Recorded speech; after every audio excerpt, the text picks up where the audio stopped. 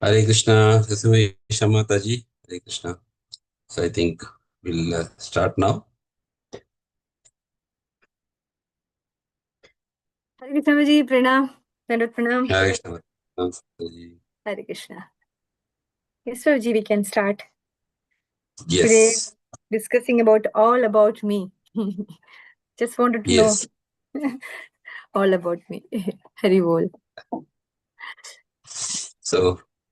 So thank you all participants for inviting you for this very interesting session about discovering ourselves, who we are through the wisdom of Bhagavad Gita. Today is actually session number 3. Knowing yes, all about me. Hope Mataji, my screen and audio is clear, right? Audio is clear, Prabhuji. Last week, there was a little lag in between, Prabhuji. Net. Okay. I think Maybe today it will not be there. Yeah, maybe net. Yeah, anything is there, let me know in between. So Sure. I will try to change the other connections in other network. Definitely, Prabhuji. Definitely. Thank you. Hari Bol. Hare Krishna. Hare Krishna. So again, welcome all of you for this session. Third session of Journey of Self-Discovery from the wisdom of Bhagavad Gita. So if you all remember, first day we discussed about the happiness equation, that every living entity is looking for happiness, consciously or unconsciously. We are always searching for happiness. Every hard work, every effort we put in our life is for one single goal, to achieve happiness.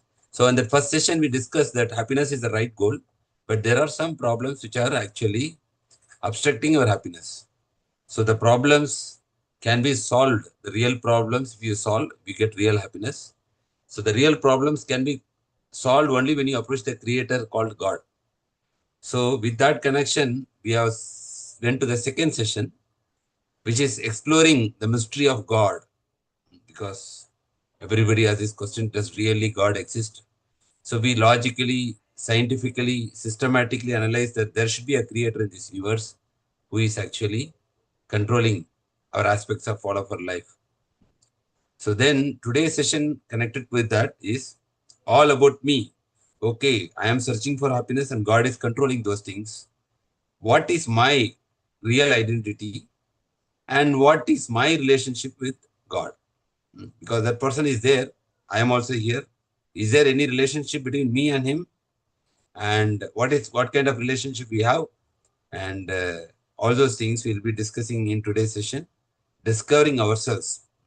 So whole uh, theme of journey of self-discovery is to know who we are through the lens of our holy scriptures, Bhagavad Gita.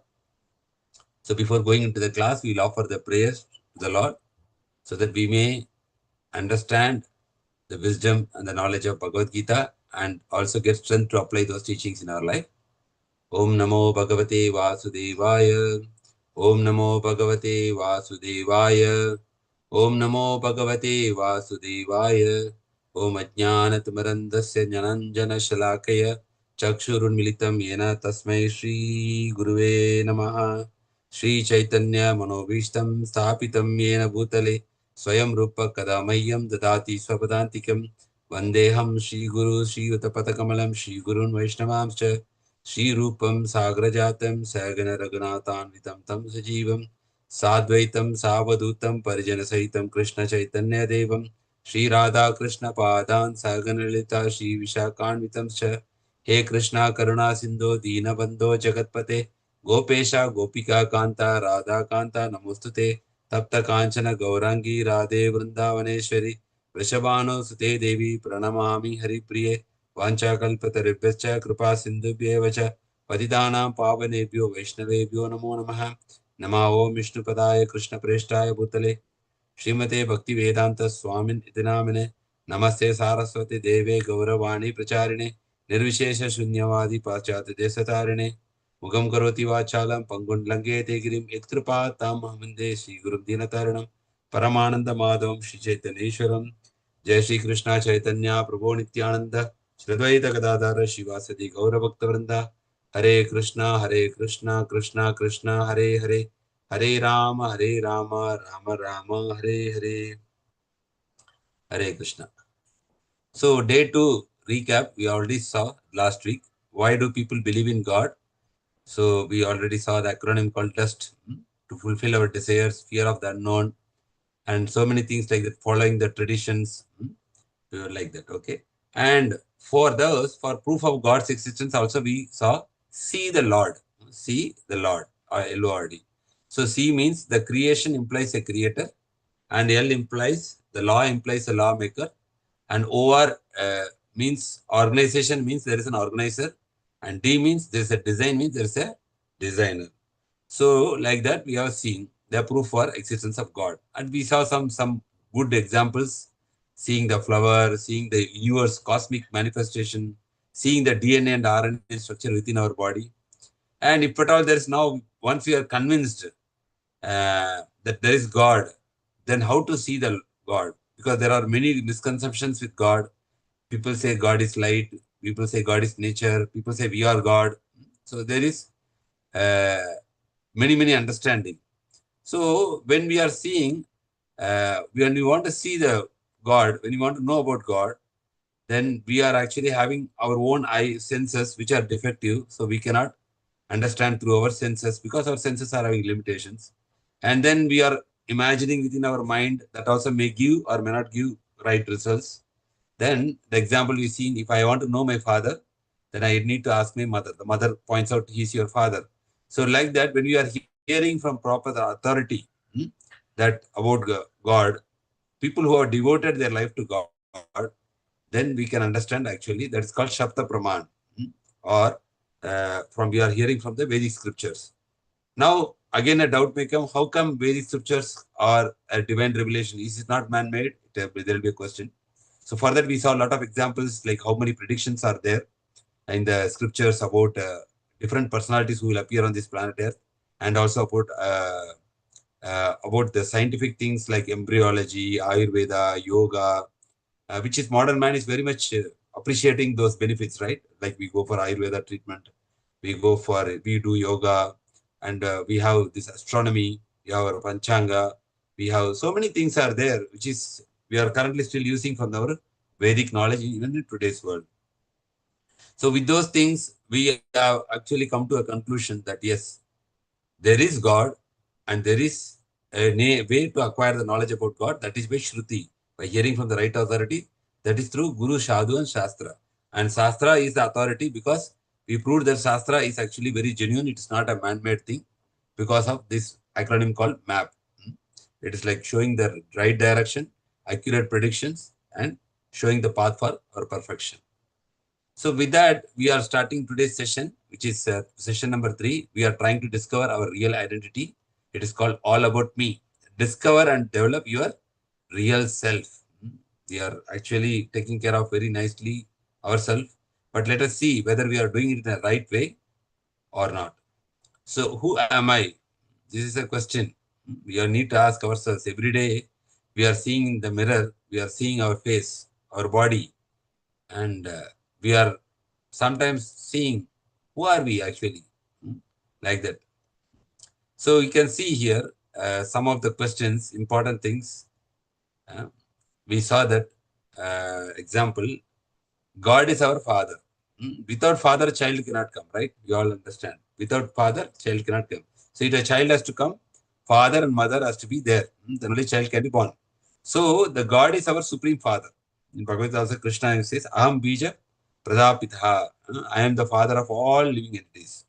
And scriptures are like our mother. So as I said, the mother points out who is our father. This is one such example, faith in the scriptures. So also here you can see, if scriptures are pointing out, why are these scriptures important? We may ask this question: is the real scriptures? Can I not know God by itself? So, example, to get any knowledge in any subject, we refer to a book. Whether we studied engineering, medicine, or law, we are always referring to a book. Without book, we never got knowledge so far. Even for music, there is a book. Even for any field, if you see, there is a book, knowledge. So, to get knowledge on any subject, we refer to a book in that field. Similarly, to get knowledge of God also, we must refer to scripture. So here we can see Socrates, he was very much strong believer that he understood, like he said this quote called know thyself. It is very important. There is a saying in English, self-knowledge is the beginning of self-improvement. If we do not know ourselves, then we will not improve ourselves also. So Socrates said, know thyself. So very important. So when you say know thyself, we may feel that, oh, I know about me. I am an engineer, I am a lawyer, I'm an Indian, an American. So like that, we are actually having so many kind of identification. I am a husband, I am a father, I am a child. But these are actually also identities, but it is called as temporary identities. It is not our permanent identity. Because who is child today, after 20 years, he becomes a father. So who is engineer today, he will retire very soon. Who is a doctor today, she may stop practicing and she will be no more called as a doctor. So whatever identities which we are identifying, it is all actually temporary identities. Because our identities is always constantly changing. We can see here, our identities are always changing. Sometimes we identify with our nation. I am from this country, so I identify strongly with that nation. So we try to give the life also for that nation. So this also sometimes we identify with our religion. If I am born in a Hindu family, I tell I am a Hindu. If I am born in a Christian family, I say I am a Christian. If I am born in a Muslim family, I say I am a Muslim. But again, there are people who convert their religions. Somebody is from Hindu, he converts into a Christian after some time. Somebody is from Christianity, he changes to Islam. It all happens. So this is also a temporary identity. So all these identities, whatever we identify, like whether it is our profession or whether it is our country or whether it is our, like a relationship, like father, mother, son, all changes over a period of time, or whether we identify with our religion, all subject to change. And these are actually temporary identities. And so with this, we can ask, these temporary identities are mostly related with this body. All this, whatever we saw, these are all related to the body. Because we are seeing our body, and based on our body, we are identifying. But question is, am I this body? So here you can see, Dr. John Pfizer, he made an experiment to analyze the body. Every 7 years, if you see our body, each and every single cell, because our body is made of millions of cells. It is a combination of millions of cells. After 7 years, not even single cell remains the same old cell. The complete cells are replaced with new cells every 7 years. So even that's why if you see our photo, 7 years or 8 years before, the face totally looks little different. When 7 or 8 years passes, you can see there are a lot of changes in our body. You can compare our own photos, the old photos and our current photos. We can see so many things have changed. So all the cells have been changed in the body. And this is another doctor who has actually analyzed when somebody dies, what is there in the left in the body. If you see a person after dying, this is the chemicals present in his body. Calcium 5 pounds, phosphate 1.5 pounds, potassium, sulfur, sodium, magnesium, iron, copper, iodine. And if you take this, extract these chemicals, and if you sell it, how much do you cost? The total worth of a human body is rupees 110. Because there's nothing worth. Of course, see, our eye, our liver, all are very valuable things. This can be used for transplant. That is different thing. But a dead body itself has no value because it has nothing worth in this. That's why we burn the body after we die. But if the life is there, we give so much value. We are able to ready to spend millions of rupees to save a life. They take them to operation theater or ICU. People spend money. They, even though they are in the coma, they still give the treatment because life is so much valuable. People value life. It is very important. But when the same life is gone, the body is just thrown into the garbage or it is thrown into the fire or somebody buries the body, somebody put fire in the body, or certain religions, they throw the body so that the vultures will come and eat. So like that. So what is the real worth of what is our permanent identity? Permanent identity, scripture says, this is the basic foundation of Bhagavad Gita teachings. First thing, Krishna says in Bhagavad Gita that you are not this body. So sometimes we see our body in the mirror, we are not happy with our body. So we can be happy that we are not this body. Scripture states that you are not the body, but spirit, soul. So you can see the image here. All these are different bodies, which we are seeing, different kind of lives, monkey, dog, human beings, elephant. So all are not bodies also. So then who are there? They are the spirit, soul. When the spirit soul is there within the body, I speak and you hear. But when the spirit soul leaves, it becomes a dead matter. Like an example, you have a speaker in your home. When the electric current is passing, the speaker works. As soon as you switch off the electric current, the speaker is only just a dead matter. So like this body is a dead matter, but the spirit soul activates this body. As long as the spirit soul is there, the body functions. When the spirit soul leaves the body, that is called life, then we become dead. So if you want to analyze this one with a practical example, the scriptures also give this example, parrot and cage. So if you see a parrot and cage, the cage is our body and the parrot within the cage is actually the spirit soul. What is more important, the parrot or the parrot cage? Actually, cage is also nice, but you can polish the cage, but you should not forget to feed the parrot. Second analogy is like we are all staying in an apartment. We are all mostly in the Middle East. We are staying in some apartment giving rent. Like that, the spirit soul is the owner. He is staying in an apartment, paying the rent in the body according to its karma. And when the time comes, the owner of the body will tell to the owner, who is God is the owner, he will tell to evacuate the flat or the apartment, which is our body. This is the second analogy to understand. Analogy and car and driver. This is one more analogy. Like a car is a dead matter, but as soon as a person sits, starts the engine, the car moves. But when the driver will stop and get down from the car will again stop. So similarly, the spirit soul is the driver and the car is our actually body. So this is one example. And now we know, okay, we are not this body. How many bodies do we have in this body? In whatever we are seeing, because we are seeing only in the mirror our physical body we are seeing. But do we have any more bodies? So in this, there is an example. Like there was an example like one person, he went to one big person. like we can say president, he went to a mental asylum where people or different people have different kinds of people are mentally affected. So there, one person was there, like he was talking to the this prime minister. So the prime minister asked this person, "Who are you?"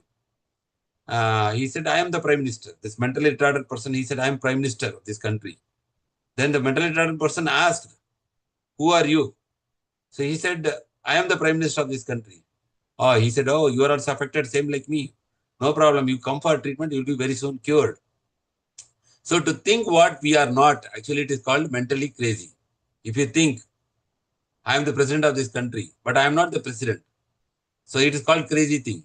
So like that, the scriptures are saying that we are not this body, but we are thinking this body. It is also actually something crazy. To think of something that we are not means we are actually crazy. Now, the immediately question will come. Okay, you are saying we are soul. What is the proof? Because we want everything proof, right? We cannot believe anything blindly. So, is there a proof for existence of soul? It's a very, very valid question. Hmm? Definitely, we have to analyze this. So, we are going to see that we are spirit soul through logic, science, and through scriptures. Through logic means we are going to analyze it through our common sense, also through our introspection, whether we are this body or we are something different from the body. And through science also, we are going to see certain research studies done through near-death experience research studies and reincarnation research studies. And third, we are going to analyze through scriptures that we are not this body, but we are spirit soul. So let us go to the first analysis of logic. Logic means introspection. We are thinking ourselves deeply. Who am I? Who am I? Like this, we are introspection. So here you can see, observe ourselves. Hmm. Now I am having this phone. So if I say, this is my phone, when I say, I am not this phone, I am having this phone. So when you go to a doctor, you say, doctor, my body is paining. That means mine. My body is paining means I am not this body. Something which I have, same like I said, my phone, this is my phone. Same way we are going to a doctor and saying, this is my body is actually, doctor, my body is paining. My is different from I. Like we say, my hand, my leg, my fingers, my teeth, my eyes, my ear, my nose, my legs. So if you say all my, even we say, my mind is not good today. Don't talk to me. My mind is not good. My intelligence is not so high like that. So if you see, analyze ourselves, we are seeing everything my. Like same like we say my car. Huh? We never say I car. We say my car. So car and driver is different, or the owner of the car and the car is different. That's why you say my car. So in that way, you just observe ourselves, any part of our body, my hair, huh? My lips, anything you say in your body, you say my only. So then who is that I? Who is telling this are all mine? That is one analysis, observing ourselves. We can understand we are not these bodies because we say my body, my hand, my leg. So in that way, we can analyze through introspection. Now we observe others. Like we say, this person passed away. Passed away means he went to some place. Where did he go now? He is already there. His body is lying in front of you. We say this so and so person has passed away from this place. Hmm? So we are also saying sometimes they are giving advertisement. He has gone back to heaven. He has gone back to God. That means we also understand that the person body is there, but somebody has gone back now. What is that somebody who has gone back, who has passed away? So one first logic is observing ourselves. Second is observing others. When the body is there, we say he has passed away. Passed away means what? He is already lying there. We should say that he is here. No, he's saying he is no more. When we say he is no more, he is there in front of you. The body is there. So that means we are not this body. See, now a person is there. It is saying that when a person dies, we say he has passed away. Who has passed away? The body is still here, but actually the soul has passed away. This is one logic of using. First, we saw introspection. Second, we are seeing logic with common sense. Now, we will go to the science part. See, this further you can deeply analyze also. There are many more examples. But in the interest of time, we are giving only one or two examples to understand. But deeper we think we can understand always that we are different from this body. We can see always. Like if you see a mango, there's one more example which is not in the slide. If you see a mango, you are not the mango because you are seeing the mango. The seer and the seen is different. Like that, if you are seeing this hand, you are not this hand because you are seeing this hand. You are seeing your mind. You are seeing your intelligence. You are seeing everything. That means the seer is different from the seen. Now here, this one case is there. This is called scientific evidence. Near-death experience. You can even Google this person, Dr. Michael Sabom. He's a very famous surgeon. He has written a book called Light and Death. One doctor's fascinating account of near-death experiences. Again, this is only one example. There are many research articles, many books in the market, online. You can search about near-death experience. You will get a lot of websites, lot of materials, lot of research papers about near-death experience. What is this near-death experience say? So near-death experience say when some person is almost going to the death level, like his pulse is almost flat. Then after 4 hours, 3 hours, his life will come back. That means they have gone already to the edge of the death and they have come back for some purpose. So that time they are able to recount many things. The people who went to the near death and he came back, they are able to see that they are able to see their own body. Sometimes they will be in the surgery. They are able to see from the top of the ceiling in the hospital bed what the doctors are discussing in the patient, like within the hospital room. So a sense of being dead. What is near-death experience? Already not dead, almost dead. A sensation of floating above one's body and seeing surrounding area. So they will be floating. This mostly happens in case of a tragic accident, like traffic accident or somebody fell down from tall floor. That time when they fell down from the 4th floor or 3rd floor, maybe sometimes you have experienced your own friends saying this, if they have experienced like this, trauma, some kind of shock trauma.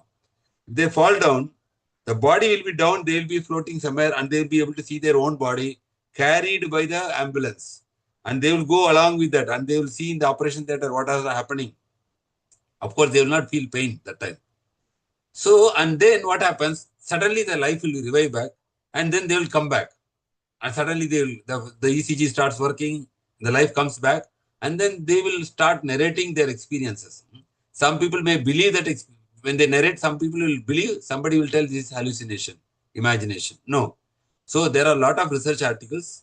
Dr. Michael Sabom is one such personality who has written a book because he has done n number of surgeries and he has encountered more near-death experience cases. Like that, there are also Dr. Brian Weiss also there. You can always Google and find out more information on that. So that indicates that we are different. The consciousness is different from the body because the person is floating above and the body is down means we are actually able to separate our body. Consciousness, that we are aware, everything. So that is actually can be separated from the body. A sensation of moving upwards through a tunnel or a narrow passageway. This experience is not only for Hindus. This is for Christians or Muslims who are gone through the traumatic experience. They all have the same conclusion. They are moving upwards through a tunnel or a narrow passageway. This is scientific evidence number 1. For more, you can always Google and get more information about this. Scientific evidence number 2, reincarnation memories. This is Dr. Ian Stevenson. He is no more now. But he is a professor of psychiatry, West Virginia, America. He made a research for 40 years. He experimented research about 2000 cases of reincarnation. What is reincarnation? These are all the books written by him. Children who remember their previous lives.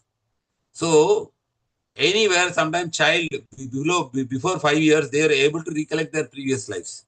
So they may tell that I born in Jaipur, I born in this place. So when there is a claim, they will have these are not religious people, these are scientific research people. They have a checklist so that the people don't cheat. So they will take the child with them. They will take to their place where they are claiming.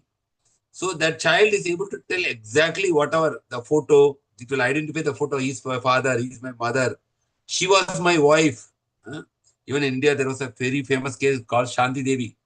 Our Mahatma Gandhi, father of our nation, he was so interested in that case. He personally also investigated Shanti Devi, who claimed her previous life. She was as a child, she was able to point out her previous life husband. And she was able to show the street, road, and even sometimes they will tell this house, the door was here, it was relocated to other area. And if you inquire with the family members, they will say, yes, this door we recently modified, we shifted from here to here. And they will be able to tell the private marks of the husband or wife, they were able to remember. So like that, they have a very comprehensive checklist to verify that these are not false claims. So Dr. Ian Stevenson, he researched around 2000 cases for reincarnation, and he strongly suggested that, yes, reincarnation is a fact. It is not imagination. Again, now today, if you go to YouTube and just you type reincarnation, you will get a lot of children who are able to recall their previous life. One such famous is the one child who was able to remember everything about an aircraft. When he was 5 years, he will describe complete components of an aircraft. Their parents were very much, shocked. How come a 5-year-old boy can tell so many parts about aircraft? When they asked, how did you know? He said, I was a pilot in my previous life.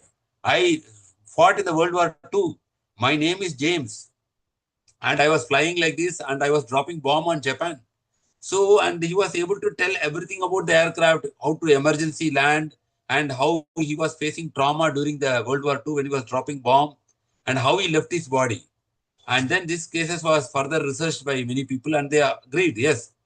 And he was able to tell his friend's name also, who died along with him in the crash. And they went and checked the history record. That person has also died. Okay, so this is one case. Now people may ask question, why I am not able to remember the past life? So God always does not give this to everyone, because if you remember everything in your past life, you will be in trauma, you will be in shock, because many good or bad things might have happened. Sometimes even in our dream, if you remember what happened in the dream, that whole day it is disturbed. Because the dream, sometimes bad dreams come, you feel so much disturbed. So imagine if you remember 5 lifetimes, 10 lifetimes. So God normally erases the memory, but certain people, for certain things, they remember the past life. And this normally happens before the age of 5. Once the age gradually goes, then we can see the memory will fade away and you will be more absorbed in the current life. So these are some of the books you can see. 1, 2, 3, 4, 5, 6, 7, almost 8 books. And he researched about 2000 cases. So now, Dr. Ian Stevenson is no more, but her student, Dr. Satwan Patricia, she is there, still alive. She is working in Bangalore, National Institute of Mental Health and Neuroscience, Bangalore. She is continuing the research. She has continued the research and given a lot of research articles. You can also see that in the internet. She is telling to that extent that, example, in the previous life, if you do not like one certain food like rasam, if you don't like, that will carry forward in this life also, you will not like rasam. Even the food habits, everything is carry forward. The software, the mind, as we said, we have 3 bodies, we'll come to that later. We can see that whatever desires we had in the previous life, it will come with us. Because the mind is taken, only the body is left, the software is taken to the next body. Like example, you have an iPhone and there is an iCloud. Now your iPhone you work for or use for 5 years, then the new model comes. You throw this phone and take a new model. Then as soon as you log in, what happens? Every data from the iCloud will come and your same old phone will be copy paste again in this new phone. How? Because everything is stored as a software and it comes back. Same thing with Samsung also. See, you can see the Shukla. She was the Mana Chakravarti. She was born as Shukla. This all you can Google and see that how they were able to recollect their precise memories of their previous life. Many people like that. So now, so far we have seen common sense. We say my nose, my ear, my body. Introspection is he has passed away, but his body is there. Science, we have seen near-death experience, Dr. Michael Sabov. And reincarnation studies, we saw Dr. Ian Stevenson, who has studied for reincarnation cases for 40 years, for more than 2000 cases all around the world. It is not only in India. Okay, and he has written a lot of books that reincarnation is a fact, it's not a fiction. Now, third, we'll go to scriptures. Now, we can see Bhagavad Gita from the beginning of the 2nd chapter itself, Krishna is telling, those who are seers of the truth have concluded that the material body, there is no endurance. Material body will pass away one day, for sure. Even if you don't want, it will die. It will collapse one day. But the soul will not die. Okay. So this is very important. Reincarnation, the two categories, internal and external. So here we can see you are eternal. So Krishna says in Bhagavad Gita, 2.20. What does Krishna say? Na jayate mriyate va kadachin nayam bhutva bhavita va na bhuyaya ajo nitya shashvato ayam purano na hanyate hanyamane sharire. So Krishna says, you see, this is 18 chapters of Bhagavad Gita. The first instruction is about your real identity. For the soul, there is neither birth nor death at any time. He has not come into being, does not come into being, and will not come into being. He is unborn, eternal, ever existing, and primeval. He is not slain, the body is slain. So Krishna very says, he is not slain means he will not be destroyed when the body is slain. It is like our science law, right? Energy can be neither created nor destroyed, but can be transformed from one form to another. Like that, soul is never created, soul can be never destroyed, but it can keep changing bodies according to one's own karma. So we can take human body, we can get devata body, we can get animal body. According to our karma, the soul keeps on transmigrating, transmigrating, transmigrating. The soul will never die, and the soul can never be killed also. Only whatever we kill is our body, external body, through knife or by bullet. It can, but the soul, the actual person never dies. This is the fundamental truth which is all religions accept this fact. Whether it is Bhagavad Gita, Bible or Quran, everybody accepts that we are not this body, we are spirit soul. And second sloka for reference, you are a soul is 2.13, again beginning of Bhagavad Gita, second chapter. Dehi nosmin yata dehe kaumaram yavvanam jara tata dehantara prapti dhirastatra namuhyati. So Krishna is saying here, as the embodied soul continuously passes in this body from boyhood to youth to old age, the soul similarly passes to another body at the death.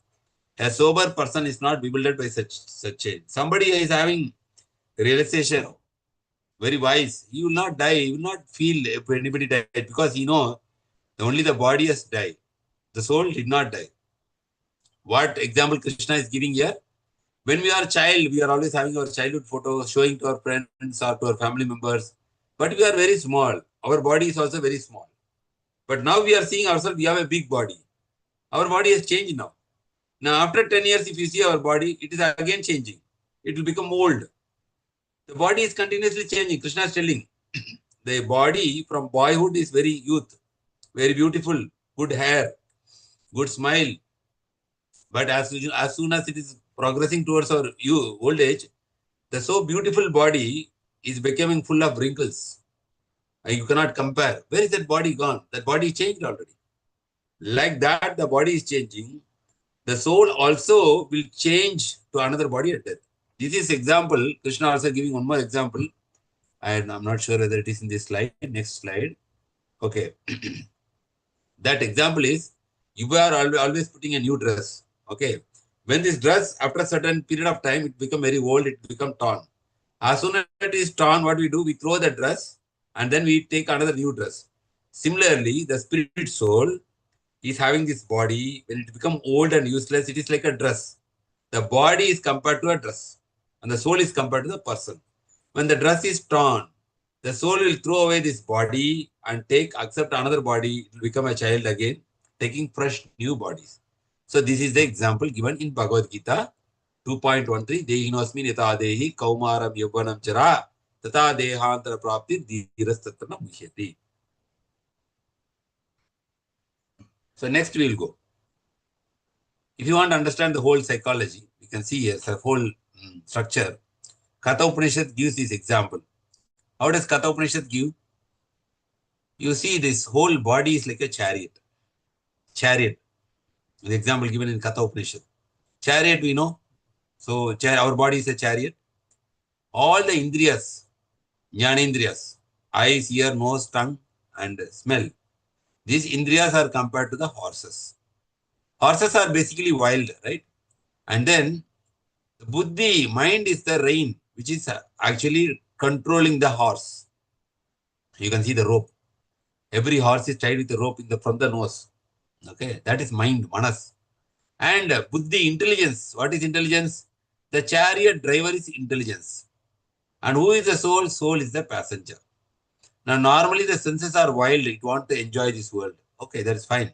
So what they do? They put some blinder for the horse. For discipline. Discipline is there. then the mind is there. The intelligence, if you want to go to the right destination, who should be strong? The intelligence should be strong. The driver should be strong. Chariot driver should be strong so that he can actually pull the horse through the mind so that the Atma will go to the desired destination. That's why in Bhagavad Gita, you see Krishna Paramatma has taken the role of a charioteer because he is guiding you on the right direction. He's guiding Arjuna. Arjuna is representing the Atma. And when Krishna, when we are with the Lord always, he will guide us properly into the right direction. So this driver is very important. That is actually our intelligence. Our intelligence is our actually guiding force for us. If intelligence is good, then our mind will be controlled. Suppose one person is smoking, his mind is always telling, let us smoke one more cigarette. But if the mind is strong, intelligence is weak, then you become a chain smoker or a drunkard. But if intelligence is strong, what he will tell? He will tell to the mind that no, if you smoke, you will get cancer. It is not good. You may be feeling some kick now, but you have to suffer on long term by cancer in the lungs. If you drink, your liver will go. So I will not touch this. So when intelligence is strong, you control the mind. But when the mind is strong, mind will control the intelligence. So how to strengthen the intelligence? We will see. The Bhagavad Gita's purpose is to strengthen our intelligence to go in the right direction. So here there is a question. If there is reincarnation, why don't we remember our past lives? Because as I said now, if God gives the memory of all our previous life, we will become crazy. So many thoughts come, it will scare you, it will not. Suppose, imagine, husband and wife, they know that previous life they were like enemies. How they will then become any more husband and wife? He has done so much against me. Or, a parent and child, they are enemies, previous life. So many things like that will actually affect our relationships also, if you know. How many bodies we have? We already saw the chariot example. The scripture says we have 3 bodies. We have to note down. We are only seeing the physical body, which is made of Panchabhutas. What is Panchabhutas? Earth, water, fire, air, ether. Earth. The skin is made of earth. The blood is made of water. The digestion is made of fire. Air is made of pranayama. We are breathing through the nostrils. Air. There are different air moving in the body for our kind of pneumatic system to operate the body. And ether is a space between the different systems within our body. So this body is made of Panchabhuta. Stula Sharira. It is called as solid body or Stula Sharira. Scripture says there is another body, software. So if you see your monitor screen is a hardware, this software is a subtle body. You cannot see, but without this it will not work. Or if you say this body is physical body is dress, inside we put an inner wear, right? That is subtle body, which we cannot see from outside. Many examples are there. Hardware, software, or outside dress, inner garment, like that. So subtle body means it is a software. This software only will go to the next life, next birth. Subtle body is made of, you cannot see the subtle body, but you can feel the subtle body. How do you feel? When you watch a movie, automatically tears come or you laugh. How? Through the mind, the emotions. When you see your relative, when you see your child, when the child meets the parents, this all works. So, we can understand here, subtle body is made of 3 things. Mind, intelligence, and false ego. So, we all know what is mind. Based on mind, so many thoughts are coming. And intelligence also we know, right and wrong. We are always discriminating. Right, this is right, this is wrong. That's intelligence. False ego means to think that I am big, I am this body like this. False notion. And also we have a spiritual body. Gross body, Stula Sharira, Sukshma Sharira, and spiritual body. 3 is there. So what is spiritual body made of? Spiritual body is made of Sat, eternal. As I said, soul is eternal. It is full of knowledge, full of Ananda. That's why you see Beethoven, he made music at the age of 4, which already the Atma has the knowledge. Sometimes the knowledge comes from previous birth also. Sometimes they are called child prodigy. Child prodigy means what? When they are 5 years, they are able to solve complex mathematics. They are able to do complex things, playing, sports, chess. Sometimes 5 years boy, chess is playing. So this knowledge is also coming from our previous life. Here we can see the spiritual body is made of three things. Sat means the soul is eternal. Chit means it is full of knowledge. And Ananda means it's full of happiness. The happiness which we are looking for, it is the soul itself is happiness only. That's why the soul is hankering for happiness, because its nature is to seek happiness. So here we can see example, we have three bodies. The gross body is the coat, outer coat, which is made of earth, water, fire, air, ether. And the subtle body is the inner garment. Maybe you can see whatever inner garment we are wearing. That is made of mind, intelligence, and false ego. So if you want another example, like a computer, hardware is a body, solid body, and the software which works within our phone or within our computer is the subtle body. And the user is the soul. Suppose I am sitting in the front of the monitor I am using. I am the soul. I am using the hardware, computer, and I am using the software, Windows, to experience certain kind of output from the monitor. The soul is actually the user. And the user is made of Sat Chit Ananda, is eternal, is full of knowledge and full of Ananda, this spiritual body. So we have three bodies. You should remember gross body, subtle body, and spiritual body. So there are some questions on soul. Frequently asked questions on the soul. What is that? Bhagavad says, Vasamsi Jirnani Yata Vyaya, 2.22. Second chapter, verse number 22. Navani Grinati Naroparani Tata Sharirani Vyaya Jirnani Anyani Samyati Navani Dehi. As a person puts on new dress, I said this example before. As a person puts on new dress, giving up old ones, the soul similarly accepts new material bodies, giving up the old and useless ones. So, as soon as the dress is damaged, the soul throws his body.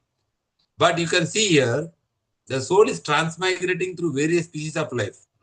The soul leaves a gross body and takes another body based on the quality of desires. So, how do we know what kind of body you will take? Based on the quality of desires stored in the subtle body. The software template is more important than the hardware body. At the time of the death, whatever the time of death we are thinking, that body we will attain. Krishna is saying in Bhagavad Gita like that. So, this also is said that the soul cannot be cut into pieces by any weapon, nor burnt by fire, nor moistened by water, nor... See, we can cut our body by weapon, we can burn our body by fire, we can wet our body by water. But the soul is exactly opposite to the body. You cannot do anything with any material weapons in this. It cannot be killed. So what is that verse number? Bhagavad Gita 2.23. Nainam chindanti sastrani, nainam dahati pavakaha, na chainam kledayantopo, na shoshayati marutaha. The translation we just now read. Soul can never be cut into pieces by any weapon, nor burned by fire, nor moistened by water, nor withered by wind. Okay, the soul in everybody is same? No. The soul in everybody is not same. Everybody is different soul. Like I am a soul, individual soul, you are an individual soul. Within the family, the father is individual soul, mother is individual soul, the son. Everybody is individual soul. They come with their own karma. Like you can see, the soul is an individual. How do we know that? Bhagavad Gita 2.12. Natteham jatu nasam, natteham na janadipa, na chaivana bhavishyama, sarve vayam ataparam, 2.12. So Krishna is telling, neither was there a time when I did not exist, nor you, nor all these kings, nor in the future shall any of us cease to be. Very important, we get perspective now. We are thinking, oh, old age people, they suffered, they were living like this. Who are these old age people? They are also, we are only there. We are now, we were living in the earlier times. We are now living now. Also, we will live in our future also. We will never die. Only the body will die. Okay. Does the soul have a form or it is formless? Yes, the soul has a form. Example, how do you understand the soul as a form? Before itself, we understood that the body is like a dress. The soul is a user. Same way, here you can see the soul gives form to the matter. Because this body is there, when you put a hand gloves, it is getting the shape. The gloves itself will not have the shape, but when you wear it on the body, it will get shape. Like that, since the soul is having a form, the body is also getting the form, like a gloves. How the gloves gets its form? Because it is put on the fingers. Similarly, when the body takes over the soul, that takes a form because the soul has a form. So now the question, you are all telling soul, soul. Where is the soul in the body? I am seeing my hand, my leg, my hair, my teeth. I am not able to see my soul. The scriptures say the soul resides in the region of the heart, not the heart. Region of the heart means within the area of the heart, the soul resides. That's why when people say I love you, they keep their hand like this in the chest. Why? That is soul expressing the love. When we love somebody, we keep on this, I love you. We keep our hand on the heart. If you keep our hand like this on the head, that is brain. We never say I love you keeping on the head like this because brain is intellect, different. Love is a function of soul because the soul is in the heart. Otherwise, you see, heart is just a muscle pumping blood. Why should we keep our hand on the blood? Heart pumping, just as like a pump. But you are keeping here because the soul expresses love. The brain expresses intelligence. So we always keep our hand on our heart. Always tell when we are promising, when we are expressing our emotions, we keep our hand on the heart. Right? You can see all the people, irrespective of any religion, we can see this is a natural tendency because the soul resides in the region of heart. Now somebody may ask, okay, if I do heart transplant surgery, where does the soul go? So again, it is like the soul is in the heart. It is only seated in the heart. Suppose I am here, somebody removes my chair and gives me a new chair. I will sit in the new chair. So when the heart is taken, the soul resides. When the new heart is there, the soul will be in the same new heart. It is like sitting place. The heart is a sitting place for the soul. Now maybe question come. Okay, if it is there in the heart, why I am not able to see? That we are doing open heart surgery. The doctor also not able to see. So the scripture says, what is the size of the soul?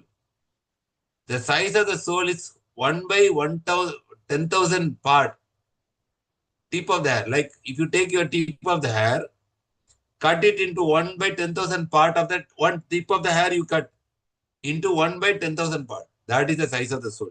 That means literally you cannot see by your eye or literally you cannot see by your microscope also. Not possible. This is what given in the scripture. But so much atomic soul has so much power. Even within the elephant body, it is same size, but it is able to move such a big elephant. And same soul is present within an amoeba also, within an ant also, within a minute insect. Suppose you open a book after a long time, there will be a small insect, like a dot, just like a full stop. But it will move. It is having a life. It will reproduce. It will eat. Everything it will do. You see a whale, biggest mammal. But it is also having all, whether a big animal or a small animal, the soul size is atomic size. It is like an atom, less than the size of an atom. So now the question will come, okay, the soul is there, it has a form, it is in the region of the heart, but it is very small. But I want to see the soul. Can we see the soul? Yes, we can see the soul. How? Can we see oil in the oil seed? When there is a peanut, then there is a peanut oil. Can we see the oil in the oil seed? Yes. How? Can we see the ghee in the milk? Yes. By a process, right? The ghee has to be, you have to make it as a curd, then make it, churn it, butter. From butter, you get ghee. Like that, you ground the oil seed, then slowly the groundnut oil you can see. Can we see the sugar in the sugar cane? Of course. When the sugar cane goes to the sugar factory, automatically sugar cane is converted into sugar. So, yes, we can do this through a procedure. So, like that, we can also see the soul through certain procedure. What is that procedure?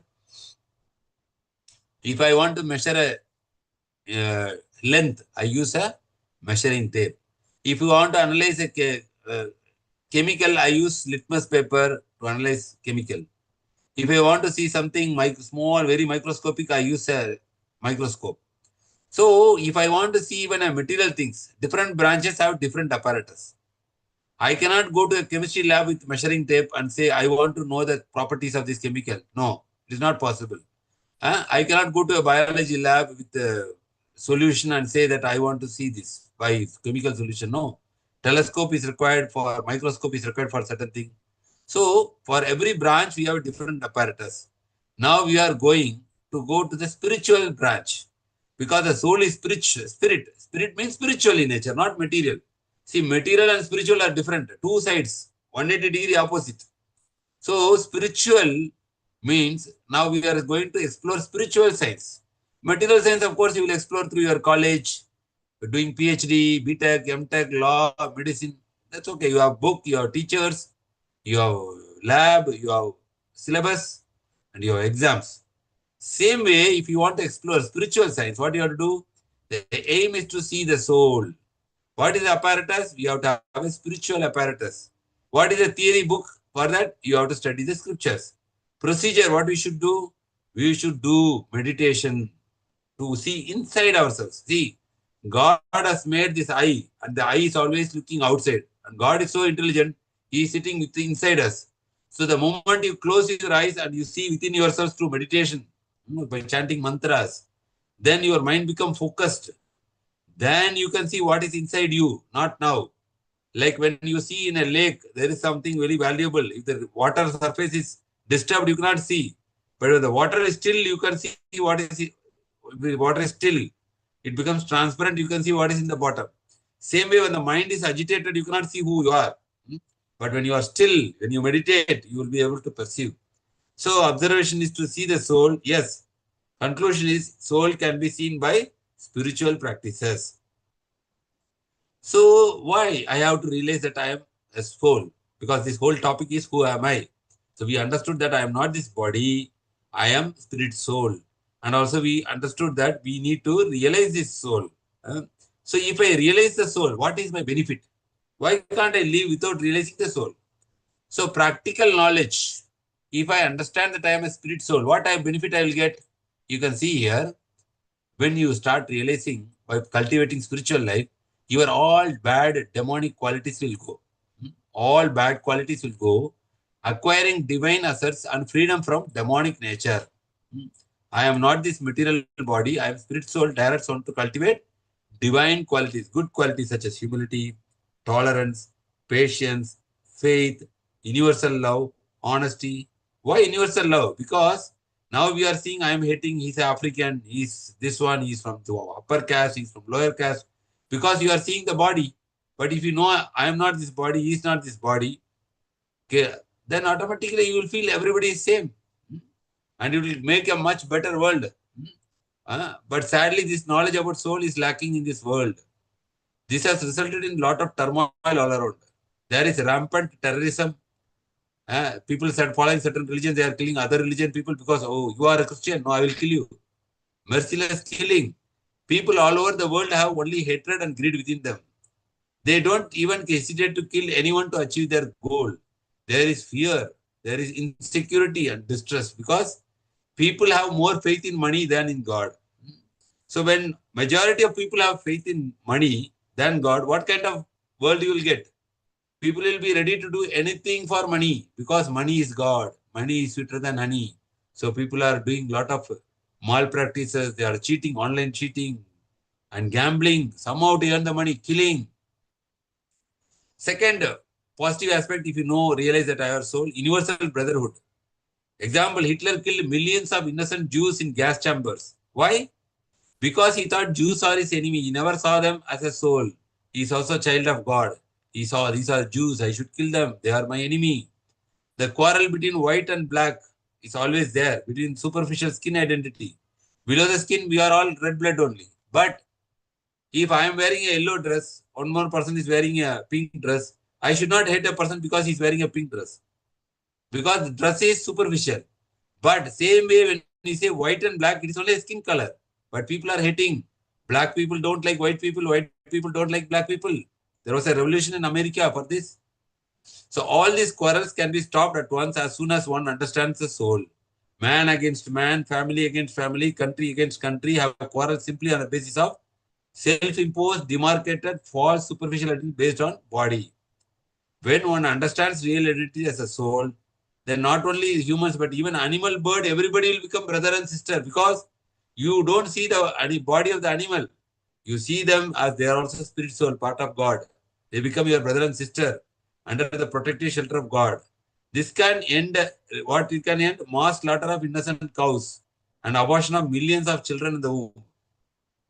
So when you understand that, we will not kill animals for just for our satisfaction of our tongue. And we will also not abort our child within the womb because we know that is a life. I should not kill life. Third positive advantage, if you realize your soul, positive outlook and attitude to life. When one understands the knowledge of the soul, then one gains self-awareness that can lead to self-management. We can observe ourselves, our nature, our right and wrong behavior, our strength and weakness, where we need to improve, and all those things. So by this, we will go from negative qualities to positive qualities, freedom from lamentation, and even somebody, like very close person passes, we always know that only the body has gone. He is still living somewhere. I can be in touch with him, like that. So these are some of the positive impact of people when we know that when we start realizing, working out that we are soul. Now we will see negative things. If you don't know your soul, what will happen? I am thinking I am body, I am living like this. What will happen? Never ending clashes between nations, states, ethnic groups, religious groups, tribes. You see now the war is going on. Country, I am feeling I am American. You are my enemy. I am feeling I am this country. So people always the never ending clashes between people, between caste, between color, between religion, like that. The overwhelming impetus towards domination and exploitation of matter. We think that we are body, we want to enjoy this life as much as possible before we are dying. So we exploit this material world. And too much of scientific technological relationship with the earth instead of spiritual intimacy. Instead of becoming calling our mother earth, we are just exploiting her for oil, for gold, by this thing, and we are getting pollution. Madness for material enjoyment and misdirecting life energies. Just we want to enjoy this world. I don't care for anything else. Missing the purpose of human existence and life of material dissatisfaction. Finally, what happens? When we die, we are frustrated, we are cheated. Humanity's progress towards destruction on individual, collective levels due to material bewilderment. We are confused. We don't have clarity. Whether we earn good money also still will be confused. So these are 5 advantages of realizing that we are soul. Fun and freedom, forgive and forget those around us, forbearance, patience, fearlessness, because we know only the body dies. I never die. I always live. And focus on whatever we do. So these are some of the advantages of soul realization. So now we already discussed what are the advantages, disadvantages. So if you are seeing this really good that if I want to realize that I am spirit soul, how to awaken this soul realization? So the scripture saying in Kali Yuga, we have to chant Lord's name. Very powerful process. The scriptures recommend the repetitive chanting of this Hare Krishna Maha Mantra to awaken the soul. Like the first example we have seen, car and driver. The car needs petrol, but the driver, you cannot put petrol in his mouth because the driver needs food. Like that, spirit soul needs spiritual food. Body needs material food. So material food we are already taking 3 times a day. The body is nourished, healthy, sound, active, energetic. But what about feeding the soul? We are only polishing the body in beauty parlor. We are doing so many things. Like the example is given, one lady bought a parrot and it was in a golden cage. So the cage was glittering. So every day she started polishing the cage so that it is shining. But she forgot to feed the parrot. The parrot died. What is the use of having a golden, uh, what is it, this one cage? But the life inside the parrot died. So like that, we are taking care of the body, polishing, so many beauty parlors, so many things. It's good. We're not saying bad. But if you don't feed the parrot, you don't feed the soul with spiritual food, then our life will become a big disaster. So, in order to feed the soul, this is called food for the soul. What we have to do? We have to take the holy name of the Lord. And the recommended scriptures are recommending this Maha Mantra is very powerful. Hare Krishna, Krishna Krishna, Hare Hare, Hare Rama, Rama Rama, Hare Hare. If you are chanting every day, gradually you can see, you can realize that you are not this body, you are this spirit soul. This is not theory. This is, we are speaking from our practical experience. We are all chanting every day. This is called Maha Mantra. Man means mind. Tra means that delivers your mind from all anxieties, troubles, and worries. And Maha Mantra means among the mantra, this is greater power. Maha. Like when your fever is very high, they give 500 mg Panadol. Big, higher, this one, right? Milligram dosage. Like that, for Kali Yuga, we are so much disturbed. So the mantra, normal mantra, is Maha Mantra. It works with a higher, greater potency. So this is theory.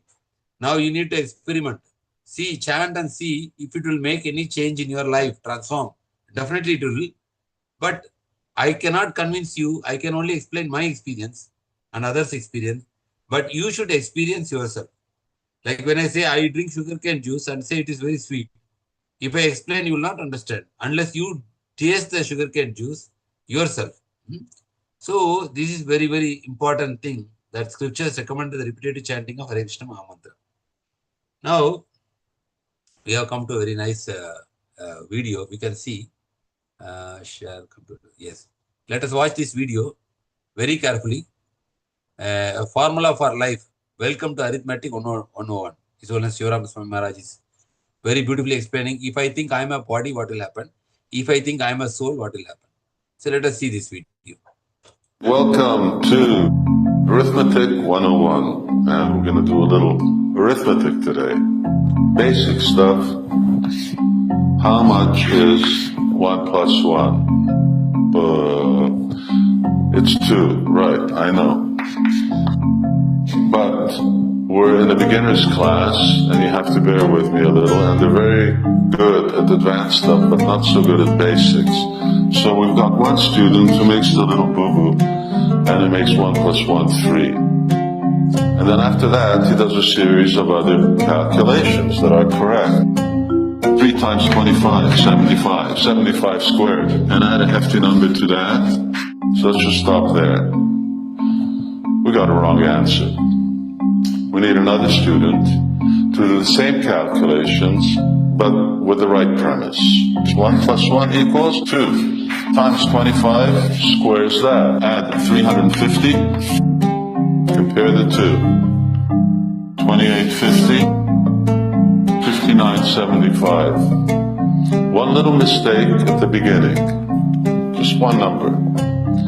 And you're way off track. So, what am I getting at? This is a little representative. 1 stands for I.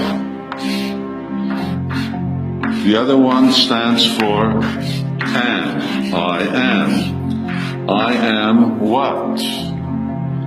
3 stands for body.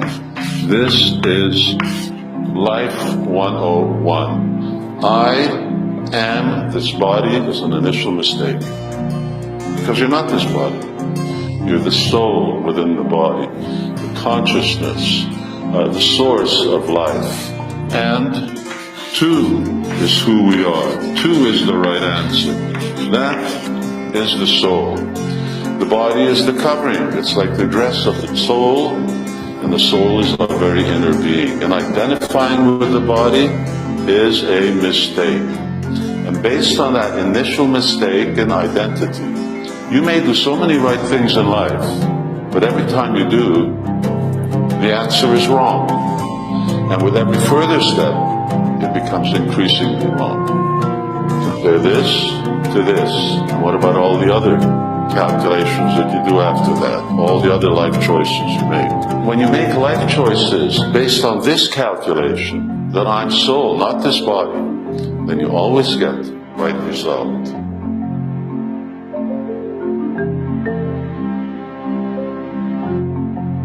Welcome. So this is a very, very nice analogy what Maharaj has explained us. What is wrong? If I think I am a body and do whatever right things in my life, still the result will be wrong, because one simple calculation wrong, mistake, everything will be wrong. But the scriptures are very clearly saying, you are not this body, you are a spirit soul. So here we can see Prabhupada is mentioning the basic principle of this modern civilization is wrong. What is the basic principle is wrong in this civilization? Everyone, the so-called advanced scientist, so-called advanced philosopher or politician, everyone is thinking that I am this body. So on the basic principle, they are wrong. Therefore, the so-called advancement of civilization is wrong. It's at one point, mathematical calculation, if you have done mistake in one point, 2 plus 2 equal to 2. Same video what you have seen. Why if you are made of 3, the mistake is then the whole calculation will be mistaken. The balance, it will never tally. Similarly, example, our present civilization, not present, it is always there. Now it is very strongly bodily concept of life. So the basic principle is wrong. Therefore, whatever we are advancing, that is wrong. Prabhava, defeat. That is stated in Srimad Bhagavatam. Basic principle is wrong. Abodha, ignorance. So we have to understand that we are not this body, temporary body, but we are spirit soul. And what is spirit soul? Spirit soul is part and parcel of God. So that's how, we are related to God. We are God's children. We are His Amsa. So when we say spirit soul, the relationship which we have here in this world as a father, mother, relatives, everything will be cut at one point of time. But my connection, my relationship with God will be never cut because the soul is eternal, God is eternal. Both are eternal. Rest everything is temporary identities, temporary things. So in that discussion, we are going to see the next session. Now we understood the search for happiness. The search for happiness led to God. From God, we understood that who am I and how I am related to God. I am His Amsa. Krishna says in Bhagavad Gita, 15th chapter, Mame Mamso Jiva Loke Jiva Bhuta Sanatana. All the living entities, not only human beings, all are my Amsa, all are my children. So all are God's children. Okay. So with that basis, we are going to go on religion on trial. Now we are saying God, God, God. First session, second session, third session. Then we have a question. If there is only one God or many God, if there is only one God, then why there are so many ways to worship Him? And why if there is one God, why there are so many wars? Why God is not, stopping all this nonsense happening in this world? So religion on trial is a very important session because today modern generation, they not very much interested in religion because they say it is a sentiment and it is not giving a good result. People who follow religion, they are not having a good result out of that. So there is always a question like whether it is really good. People say eradicate religion, then people will be good. But will religion eradicate? It is like you have a cataract in your eye. Somebody says plug the eye out. No, you should treat the cataract, right? So like that, we are going to see religion on trial. Religion is put before a trial, whether it is good, whether it is bad. If there is God, why He has created so many sculptures? Why there is so many God? And why there is so many war? Why there is so much disturbance in this world? If He is there, why not? Why He is not controlling? Why He is not solving? This will be the common question everybody is asking. If we say as soon as this God is there, you will ask why He is not controlling things. Some things are going out of control, but He is not taking any action. Is He really there? Like that. So next session will be a very, very interesting session. Religion on trial, that will be the fourth session. There's two more sessions to go on this wisdom from Bhagavad Gita. So please attend. Thank you all for today attending this session. Who am I? And welcome. Please keep attending the fourth session. There are total 6 sessions. Now we have come to the fourth session, religion on trial. The last will be the session will be the practical applications on teachings of Bhagavad Gita in our day-to-day life. So the fourth session will be religion on trial, and fifth session will be why do bad things happen to good people, or why do good things happen to bad people. So that those also we'll discuss in the coming sessions. So once again, thank you all. If you have any questions or comments or something, we can ask now. The floor is open to you. You can please, if you want, you can discuss. Hare or highlight any comments or any relation or any questions here. Hare Krishna, Krishna Krishna, Hare Hare. Hare Rama, Rama Rama, Hare Hare. Hope you Haribo. this class. Yes, Hare Krishna Mataji. Definitely, Broji. Haribol, once again, thank you so much, Broji, for taking your time, precious time to enlighten us. Haribol. After the happiness equation and the God's existence, today we understand more about us, Broji. That we are not this body, but we are spirit soul, part and parcel of the Supreme. Always Yes, and independently. the main point is we are eternal. Yes. If this Exactly. life is, if the soul is temporary, no need to take this much pain. But the thing is, we don't die. So we need to do something for our next life as well. Yes. So the important thing, the life-changing perspective through the lens of Bhagavad Gita is, we don't die. You don't Because die. if you die, finish, it's only one life. Everything you can manage somehow. We are settled now, good job, good family, you finish.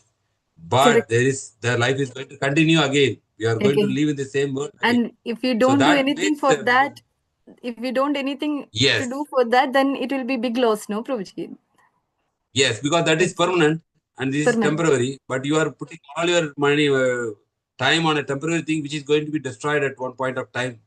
And when you fail to invest something on the permanent long-term things, then it's it's not a wise decision to take.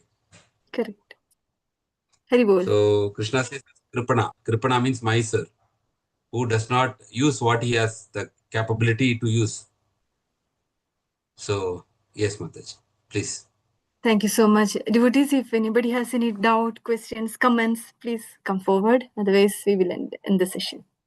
End the session. And if you have any questions later, also you can ask Mataji through Mataji. Also, you can post a question to her directly, personally. Also, maybe at this forum, maybe you're not immediately. Maybe not questions may not come now. Maybe it will come tomorrow. Also, why it was discussed like that, or anything. Please feel free to ask, and we will get you the answers from our scriptures only. And whatever we are saying, nothing is our imagination or concoction. Whatever is in Bhagavad Gita, we are just like a postmaster delivering as it is. Whatever Krishna said, and that is 100% truth also. Yes. Hare Krishna. Prabhuji, Tini Mataji raised her hand. Mataji, you can please ask. Hello, Hare Krishna, Hare Krishna, Prabhuji and Mataji. Yes. I'm Umesh here, Tini, and we are together. So Yes, Prabhu, please. yeah. So Prabhuji and Mataji from Qatar, Prabhuji. we are from Qatar. Yeah. Welcome, we Prabhu. attended your Nice. class, Prabhuji, before also, Bhagavad Gita Oh. class. Yeah. Oh, And then okay. my children are attending classes, Madaji's classes, they are attending also Friday. So Kirtan Sandhya, Prabhuji. Yeah, Kirtan. Very nice, very nice. Yeah. Inspiring to hear that, Mataji. Yeah. Yes. Then Prabhuji, you said na that some souls they can realize like last birth. Why is that? What is the reason for that? That's only few. Why that soul? Yes, Why yes. few Good question, souls? Mataji. Yeah, good question. I think chat box also same question is there. Suja Anup, Hare Krishna Prabhuji, why don't we get memories of previous birth? So the scriptures say that some people have that. Actually, we cannot say it is a blessing. It's like we can say like a curse also. Because as I said, suppose we know in previous life, whoever we are, our close friend was, or he was not good with us, he cheated us, or he did something wrong, or we had a traumatic experience, how we died, or whatever the memories come, it will haunt us, right? It will haunt us. It will not have a good feeling. Maybe the other side, it may have also maybe some sweet memories also may be there. But generally, God chooses not to reveal the previous lives. But there is a program called hypnotherapy. You can just type Dr. Brian Weiss, Brian Weiss. He did this hypnotherapy for his patient, and he has written a book called Many Lives, Many Masters. So through hypnotic regression also, people try to bring out the memories of your past life.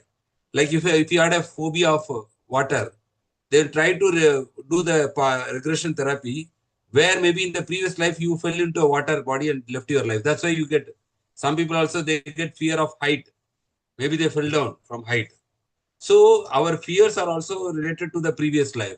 So Krishna actually designs that we will not remember the previous. As soon as the death happens, the previous life is, we will not have track of that. When we get a new body, it's almost like we forget. But for certain people, due to certain of their karmic reactions, Krishna gives the hint of their previous lives. And also, like we also get these research studies, right? Some people are saying we get more faith on reincarnation. Like I said, the pilot story in America, he was a 5 years boy. You can just type in YouTube the pilot story reincarnation. It's a very old video, but it's still there in YouTube.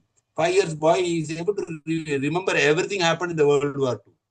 How you fly, how you do emergency landing, all the technical details of a flight, he was able to tell. So for certain people, Krishna allows that based on karmic reactions and thing. But generally, when we die, we forget everything. But there are some therapies who can actually, by the therapy, go take you into subconscious mode and try to reveal things. Sometimes they can take you to 2 lifetime, 4 lifetime, 8 lifetime. That's what I said. The book called Many Lives, Many Masters by Dr. Brian Weiss. So he did this for his patients and he written a book on that. Is it okay, Mataji? Hare Krishna Prabhuji. Okay, yeah, it's clear. It's clear. Yeah. Thank you, Mataji. Nice, wonderful question. So, any other questions anybody has? Anish raised his hand. Yes, Hare Krishna Prabhuji. Hare Krishna, Prabhu. How do we know this is a which life? Is it a first life, second life? Do we get any indication? No. Is that something kept as a surprise always? Interesting. Now, Krishna said already we were Natte Jahum. We already recited a verse. We were living always. We are living now and we are living. So we are eternal means we are always living. There is not a single time we did not exist.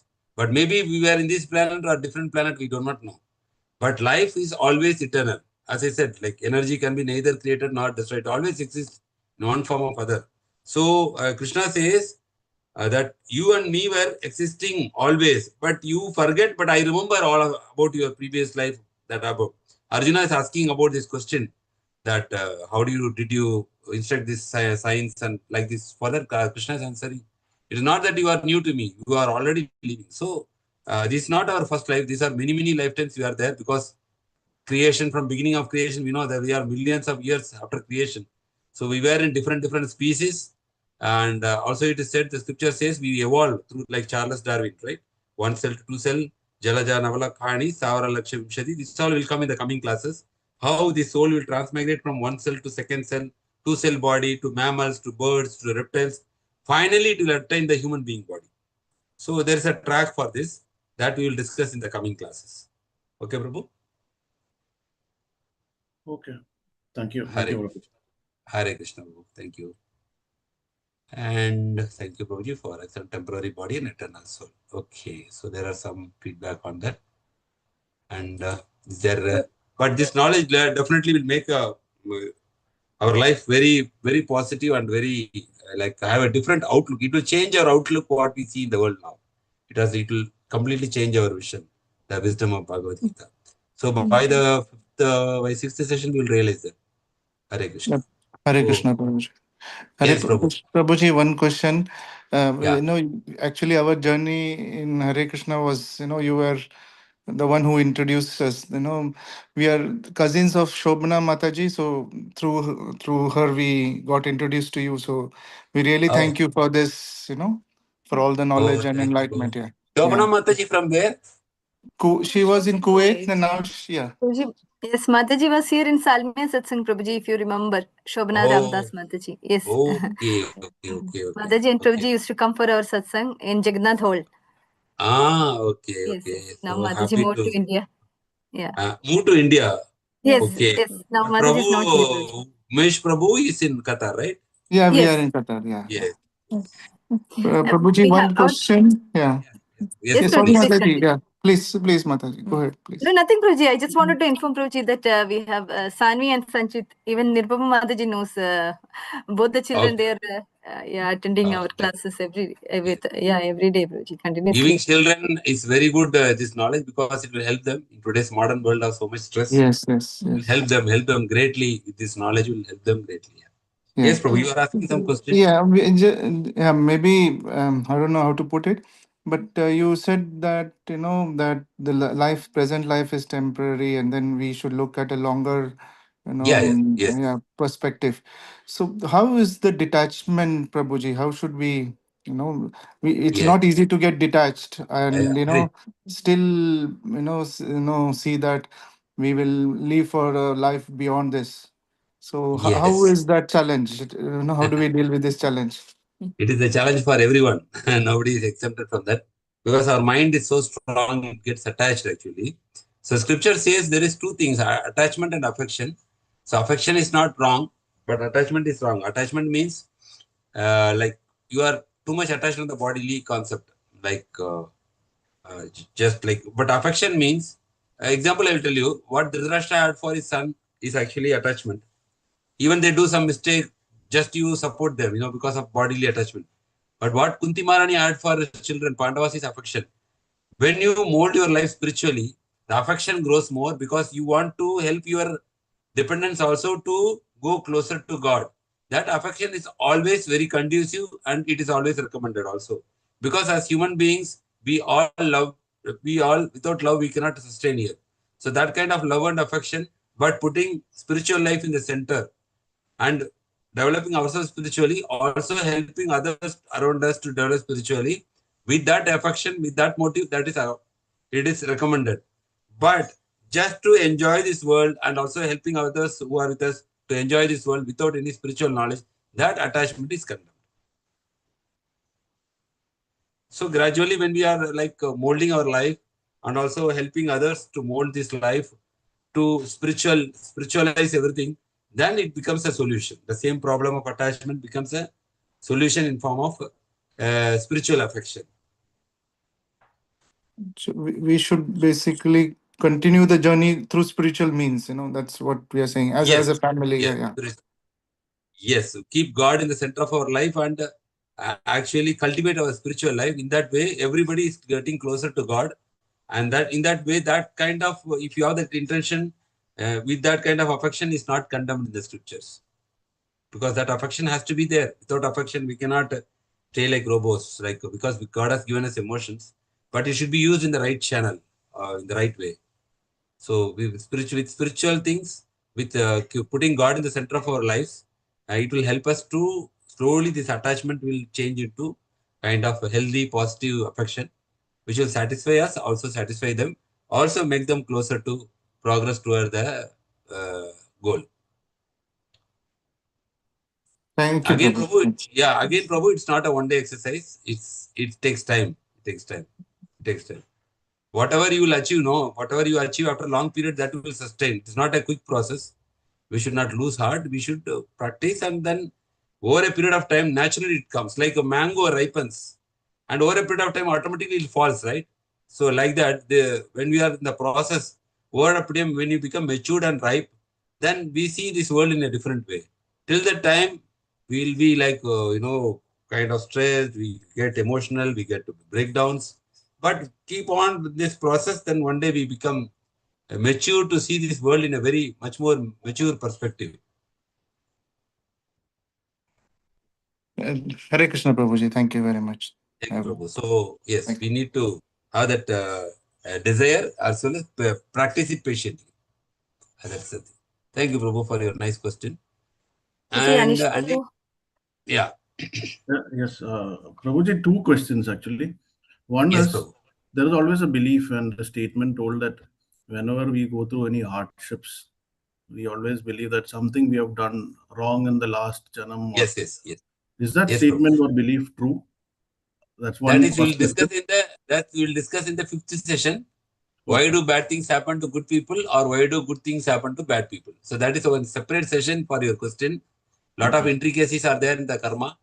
So there will be a detailed session for 1 hour, based 1.5 hours, based on what Krishna is telling about karma there. Okay, and my fifth second session, not the next one, fifth one. Yeah.